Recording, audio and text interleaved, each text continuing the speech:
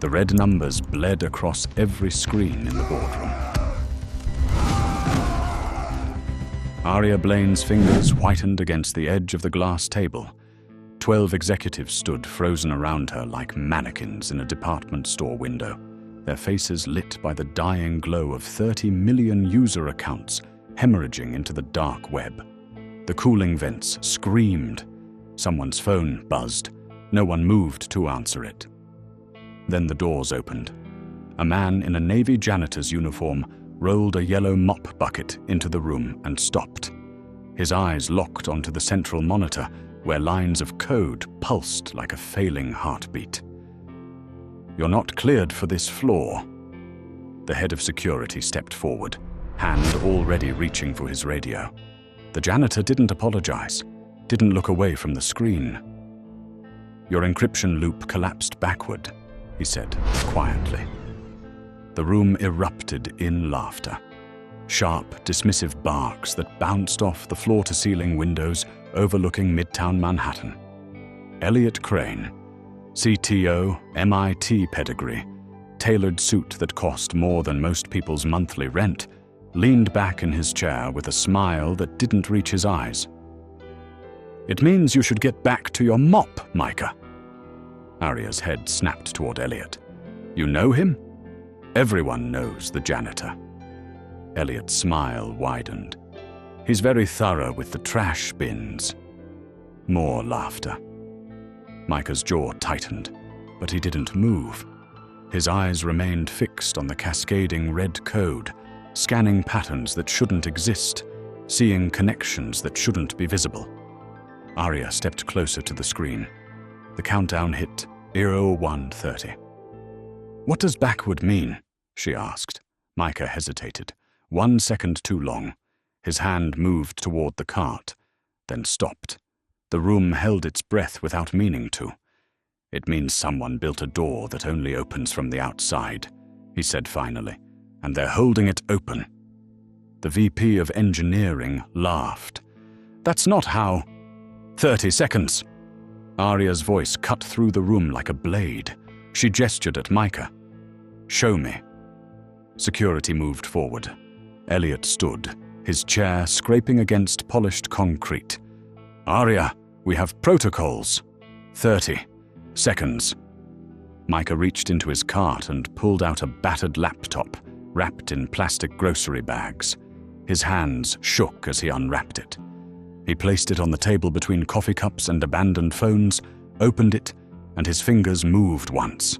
Fast, certain, like a pianist who'd practiced the same measure 10,000 times. The screen blinked. The red slowed. Then it spiked harder. Elua Urwan. "Too late," someone whispered. Micah froze. For the first time, doubt crossed his face, a crack in whatever mask he'd been wearing. His fingers hovered over the keyboard. The countdown accelerated. 0:45, 0:30. Security grabbed his shoulders. Micah didn't resist. His eyes stayed on the screen, watching his solution fail in real time, watching 30 million accounts slip away because he'd been 12 seconds too slow, or 12 months too broken, or 12 years too late. 0. The room exploded. Phones screamed across every surface. Stock tickers nosedived on someone's tablet. A live breach notification blasted across Aria's private monitor, red text declaring total system failure. Someone cursed.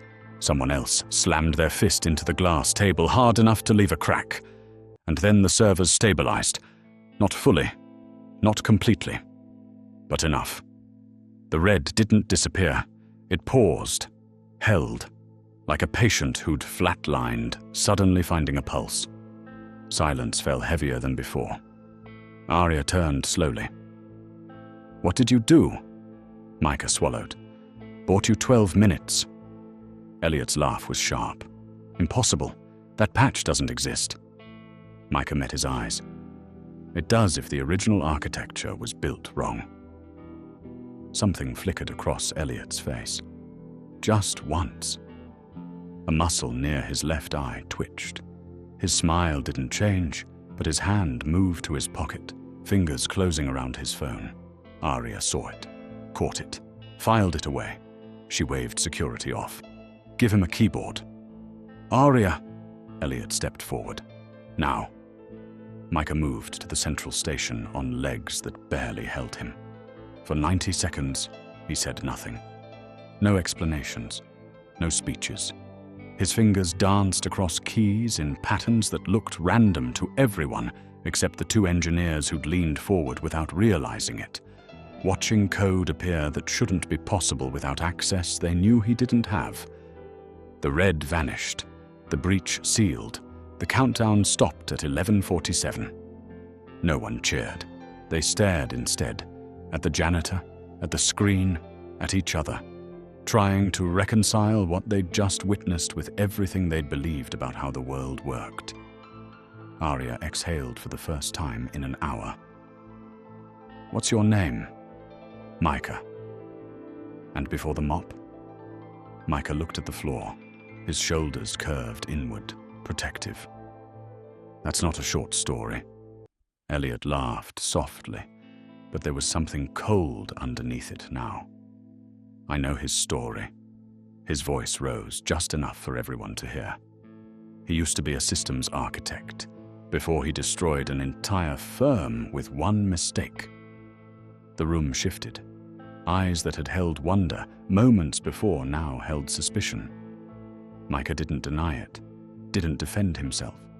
He stood there in his janitor's uniform with yellow rubber gloves hanging from his pocket, and said nothing at all. Arya dismissed the room with a gesture that left no space for negotiation. Everyone filed out, except Elliot, who stood by the windows with his hands in his pockets, watching the city lights below like a king surveying his kingdom. The doors closed. "That leak wasn't external," Arya said quietly. "Was it?" Elliot turned, his smile thin as paper. "You can't prove anything." Micah's voice cut through before Arya could respond. "You rerouted the backup through a ghost node. Same trick you used 7 years ago." Elliot's smile didn't move, but his eyes did. Just a flicker toward the door, calculating distance, calculating exposure, calculating how much this janitor actually knew. Arya saw it all. She let Elliot walk out without another word. 3 days later, the announcement went live. A public security audit, fully transparent, with external observers and real-time results. Arya framed it as accountability. The board called it suicide. The press called it courage. Elliot called it an opportunity. "The janitor can observe," he told the assembled engineers and board members, his voice dripping with generosity. "If he wants to learn how real systems work." Micah stood in the back of the conference room where he'd been installing new soap dispensers an hour earlier. He didn't respond, didn't move. Just watched as Elliot outlined the audit structure. 4 rounds, increasing complexity, designed for specialists with advanced degrees and security clearances, designed for people who weren't janitors. "Round 1 begins in 20 minutes, Elliot announced. "Any qualified participant may enter." The room buzzed with whispers. Engineers glanced at each other, at their phones, at anywhere except the janitor standing silently in the corner with a tool belt still strapped to his waist. Micah stepped forward. The buzzing stopped. "I'd like to participate," he said. Elliot's smile could have cut glass. "Of course. Welcome to the arena." Round 1. The gatekeeper. The problem appeared on screens throughout the room. A mid-level encryption trap, the kind that separated weekend coders from professional architects. Standard complexity. Textbook solutions available to anyone who'd studied the right material. Elliot worked with casual confidence, his fingers moving across the keyboard like he was typing an email. He finished in 8 minutes. Micah stared at the problem for 90 seconds without touching anything. Engineers shifted in their seats. Someone coughed. Arya watched from the observation deck above, her son Noah standing beside her, with a tablet showing the live stream that was already trending online. Micah's fingers moved. 6 minutes later, he was done. The room exhaled. His solution was cleaner than expected, elegant even, but not revolutionary. Not yet. Engineers exchanged looks. Whispered doubts began circulating like a virus. Round 2. The academic. The second problem was designed for specialists. Graduate-level mathematics wrapped in security protocols that required understanding not just how systems worked, but why they worked that way. Elliot took 14 minutes. Flawless execution. Approved methods. He stood when he finished, accepting quiet applause. Micah approached the problem differently. Instead of diving into complexity, he stripped it down to fundamentals, reduced the academic framework to basic principles, then rebuilt the solution from the ground up, using logic so simple a first-year student could follow it. He explained his reasoning out loud as he worked, his voice low but clear, walking the room through each step like a teacher who actually wanted his students to understand. Arya's expression changed, not softened, changed, like she was seeing something she'd forgotten existed.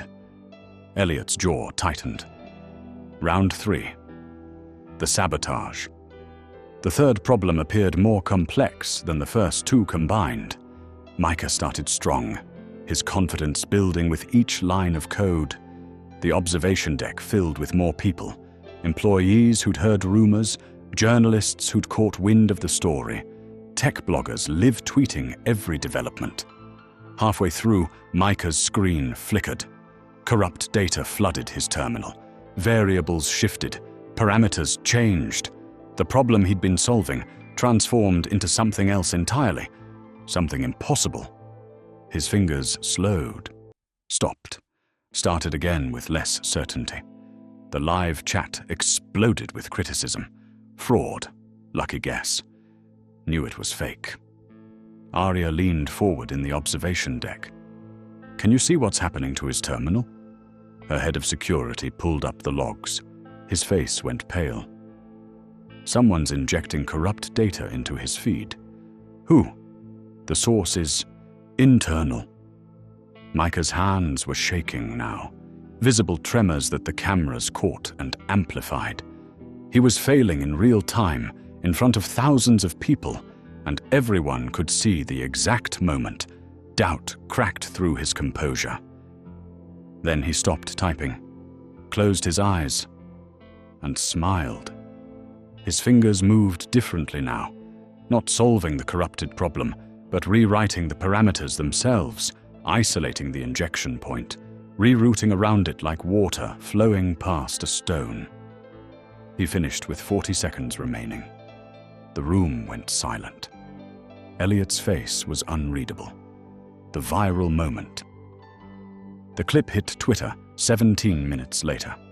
By midnight, it had 15 million views. Tech communities fractured into camps. Believers and skeptics, dreamers and pragmatists, people who saw inspiration, and people who smelled a setup. Arya's company stock fluctuated wildly.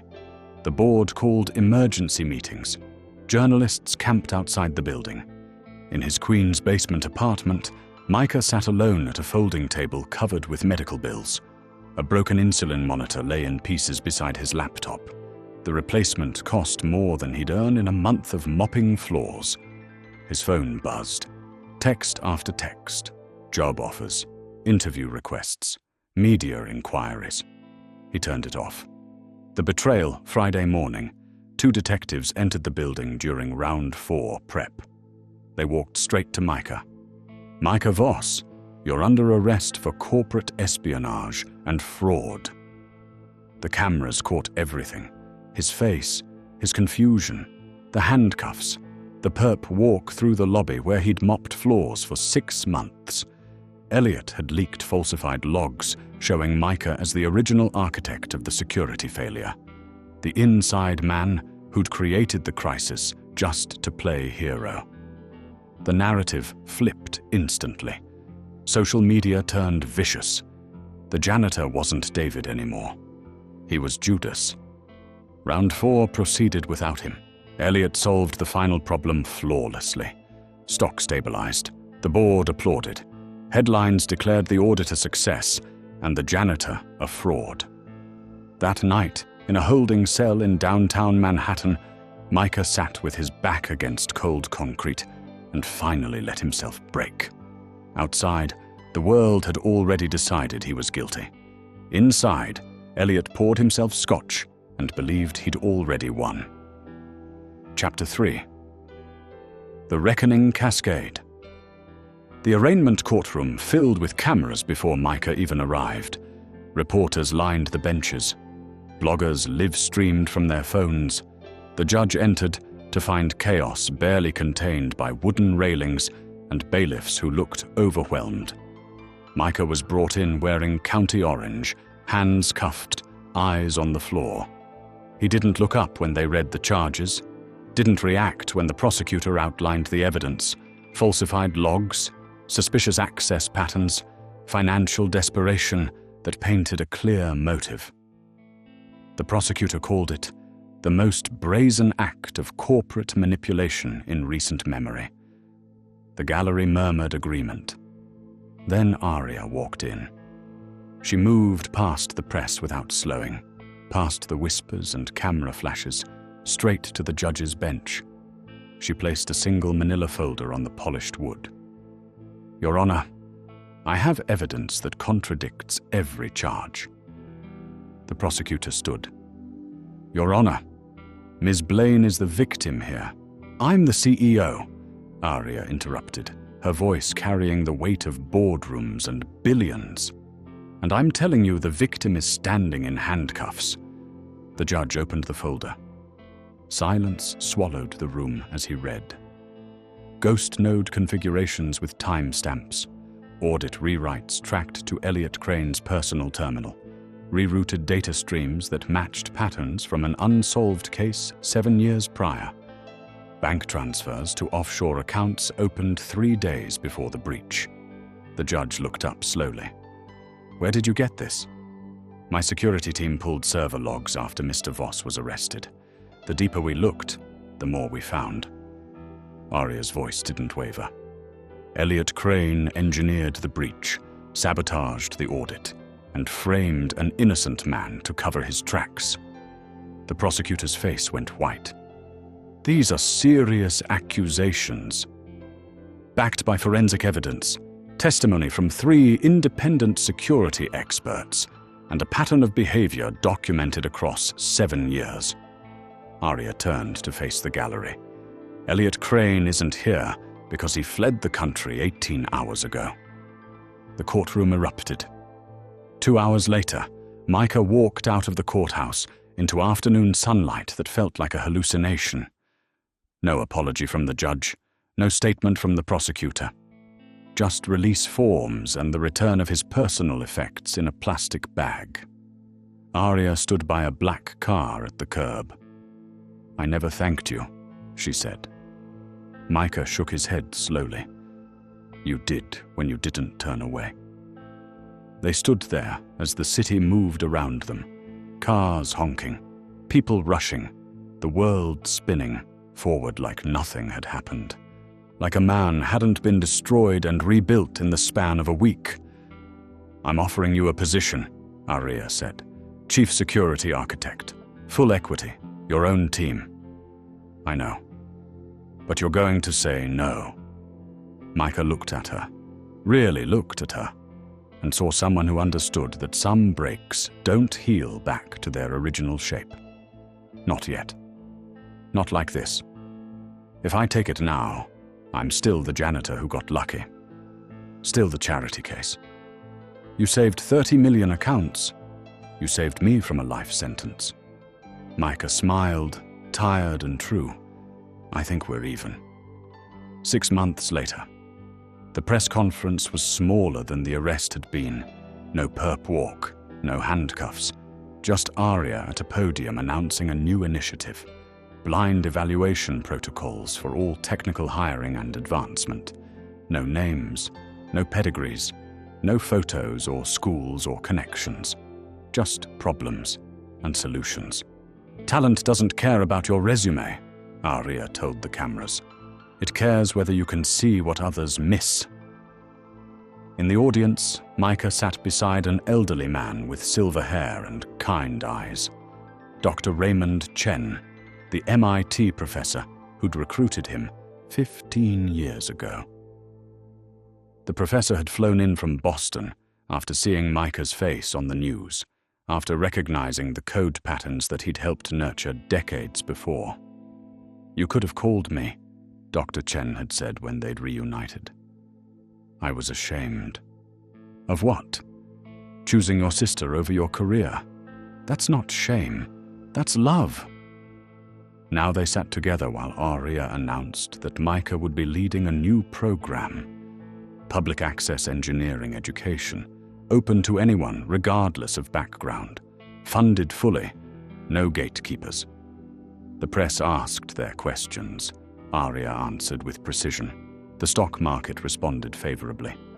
And in the back of the room, Micah's sister watched from a wheelchair, healthy for the first time in 7 years, tears streaming down her face.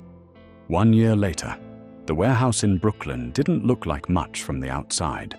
Converted industrial space with grimy windows and a fading sign. But inside, it hummed with energy. 30 workstations, 23 students, 3 teaching assistants, janitors, baristas, Uber drivers, night security guards, high school dropouts and community college strivers and immigrants with degrees that America didn't recognize. Micah moved between stations, answering questions, challenging assumptions, teaching the same fundamentals he'd learned at MIT and refined in basement apartments where the heat didn't always work. Aria visited on Wednesdays with Noah, who'd asked to learn coding after watching the trial on TV. The boy sat at a station between a former delivery driver and a grandmother learning Python, all of them working on the same problem with the same tools. No hierarchy, no pedigree, just logic and curiosity, and the stubborn belief that intelligence wasn't a birthright. "How many of them will make it?" Aria asked, watching the room. Micah shrugged. "All of them, if they want it badly enough. None of them, if they don't. Same as anyone." "That's not very inspiring." "It's honest." Micah smiled. "Inspiration is easy. Showing up every day when no one's watching, that's the hard part." Across the room, a young woman stood to present her solution. She'd been a janitor at a law firm 6 months ago. Now she was explaining distributed systems architecture with confidence that came from understanding, not memorization. The class applauded when she finished. That evening, Micah stood outside the warehouse as students filed out into the Brooklyn night. Some headed to second jobs, others to families. A few lingered to debate approaches, to challenge each other, to refuse to stop thinking just because class was over. His phone buzzed, a message from an unknown number. "The ghost node wasn't mine, but I learned from the best. Good luck finding all of them. EC." Micah stared at the message for a long moment, then deleted it. Let Elliot run. Let him hide in whatever country didn't have extradition treaties. The man had already lost everything that mattered: reputation, legacy, the belief that he was untouchable. Meanwhile, Micah had something Elliot could never understand. A room full of people who'd been invisible their entire lives, now building systems that would outlast them all. He pocketed his phone and walked back inside. Tomorrow there would be new problems, new students, new challenges that required not just intelligence, but persistence, creativity, the willingness to fail and rebuild and try again. The hierarchy hadn't collapsed. It still stood, towering and seemingly immovable. But cracks ran through it now, thin fractures spreading through concrete and steel and all the invisible walls that told people where they belonged. And through those cracks, more hands were reaching every day. Not to tear the structure down, but to build something new in the spaces between.